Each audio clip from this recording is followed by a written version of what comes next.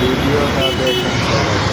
অযথা মামলা দিয়ে দিতে এই পুলিশটা আমাদের 12টার সময় তার ডিউটি ছিল 1870 জন্য মামলা আমার সিট বেল্ট পরানো ছিল, তারপরে মামলা দিতে পরে চিটাই দিয়ে টাকা দিছি, তারপর আর মামলা দেয়।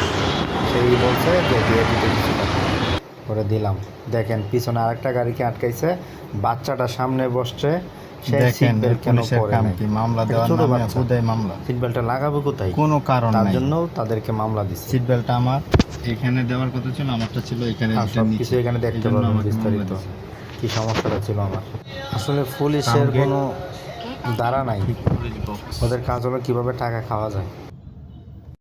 আসসালামু আলাইকুম, সবাই কেমন আছেন? ভালো আছেন?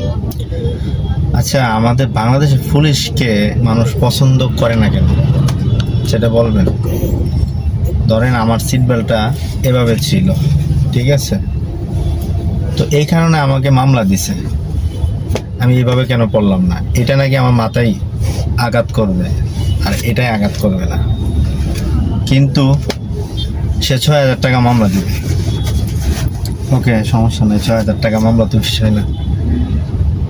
তারপরে বলতেছে মানে মিটমাট করার জন্য। মিটমাটটা কিভাবে? ওই যে টাকা দিয়ে। আসলে কিন্তু ওটা কিন্তু মামলা দেওয়া আমার যুক্তিতে উচিত না ওনার, কারণ আমি আজকে থেকে সৌদি আরবে গাড়ি চালাইছি, ওইভাবে মামলা কখনো পাইনি। আর বাংলাদেশে 2-3 বছর ধরে গাড়ি চালাইতেছি, এখনো পর্যন্ত এরকম কেউ মামলা দেয় নাই, বলেও নাই। আমার কথা সব ঠিকঠাক আছে, তো তার একটা ইস্যু লাগবে যে আমাকে কিভাবে মামলাটা দিবে। সেটা হলো ফার্ম গেট, ঠিক আছে।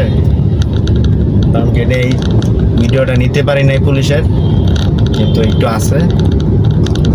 আজকে 17 তারিখ ঠিক 12টার সময় যে ডিউটিতে ছিল সেই টাকা দিছি, মামলা মিটমাট হয়ে গেছে, ওটা বিষয় না। কিন্তু এটা আসলে মামলার ক্ষেত্রে পড়ে না আমার জানা মতে।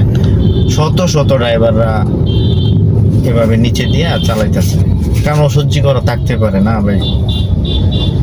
কি বলবো ভাই, কিছু বলার নাই। এই জন্য পুলিশদেরকে